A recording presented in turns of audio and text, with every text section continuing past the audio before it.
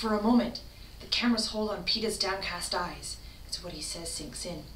Then I can see my face, mouth half open in a mix of surprise and protest, magnified on every screen as I realize, me.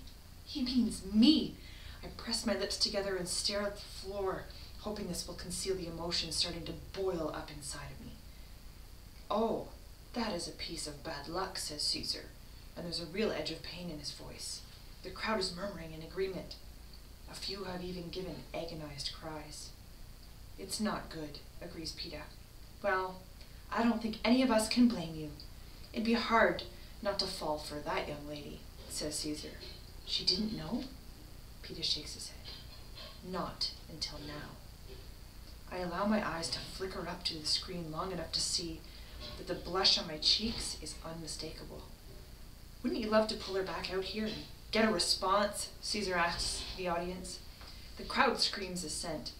Sadly, rules are rules, and Katniss Everdeen's time has been spent. Well, best of luck to you, Peeta Mellark, and I think I speak for all of Panem when I say our hearts go with yours. The roar of the crowd is deafening. Peeta has absolutely wiped the rest of us off the map with his declaration of love for me. When the audience finally settles down, he chokes out a quiet, "Thank you," and returns to his seat. We stand for the anthem.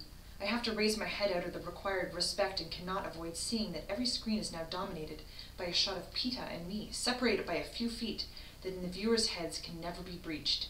Poor, tragic us. But I know better.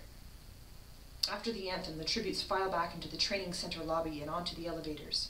I make sure to veer into a car that does not contain Peeta. The crowd slows our entourages of stylists and mentors and chaperones, so we have only each other for company. No one speaks. My elevator stops to deposit 4 tributes before I am alone, and then find the doors opening on the 12th floor. Peeta has only just stepped from his car when I slam my palms into his chest. He loses his balance and crashes into an ugly urn filled with fake flowers. The urn tips and shatters into hundreds of tiny pieces. Peeta lands in the shards and blood immediately flows from his hands. "What was that for?" he says aghast. "You had no right to go saying those things about me," I shout at him. Now the elevator's open and the whole crew is there, Effie, Haymitch, Cinna, and Portia. "What's going on?" says Effie, a note of hysteria in her voice. "Did you fall?" "After she shoved me," says Peeta as Effie and Cinna help him. Haymitch turns on me. "Shoved him? This was your idea, wasn't it? Turning me into some kind of fool in front of the entire country," I answer. "It was my idea," says Peeta, wincing as he pulls spikes of pottery from his palms. "Haymitch just helped me with it." "Yes, Haymitch is very helpful to you," I say. "You are a fool," Haymitch says in disgust. "Do you think he hurt you? That boy just gave you something you could never achieve on your own." "He made me look weak," I say.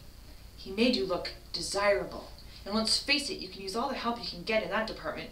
You were about as romantic as dirt until he said he wanted you. Now they all do. You're all they're talking about.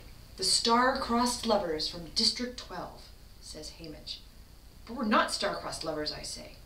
Haymitch grabs my shoulders and pins me against the wall. "Who cares? It's all a big show. It's all how you're perceived. The most I could say about you after the interview was that you were nice enough, although that in itself was a small miracle. Now I can say you're a heartbreaker. Oh, how the boys back home fall longingly at your feet. Which do you think will get you more sponsors?" The smell of wine on his breath makes me sick. I shove his hands off my shoulders and step away, trying to clear my head. Cinna comes over and puts his arms around me. "He's right, Katniss. I don't know what to think. I should have been told, so I didn't look stupid." "No, your reaction was perfect. If you'd known, it wouldn't have read as real," says Portia. "She's just worried about her boyfriend," says Peeta, gruffly tossing away a bloody piece of the urn. My cheeks burn again at the thought of Gale. "I don't have a boyfriend." "Whatever," says Peeta, "but I bet he's smart enough to know a bluff when he sees it. Besides, you didn't say you loved me, so what does it matter?" The words are sinking in, my anger fading. I'm torn now, between thinking I've been used and thinking I've been given an edge. Haymitch is right, I survived my interview, but what was I really? A silly girl spinning in a sparkly dress, giggling. The only moment of any substance I had was when I talked about Prim. Compare that with Thresh, his silent, deadly power, and I'm forgettable. Silly and sparkly and forgettable. No, not entirely forgettable. I have my 11 in training. But now Pita has made me an object of love, not just his. To hear him tell it, I may have admirers. And if the audience really thinks we're in love, I remember how strongly they responded to his confession. Star-crossed lovers. Hamish is right. They ate that stuff up in the Capitol. Suddenly I'm worried that I didn't react properly. After he said he loved me, do you think I could be in love with him too? I ask. I did, said Portia. The way you avoided looking at the cameras, the blush. The others chime in, agreeing.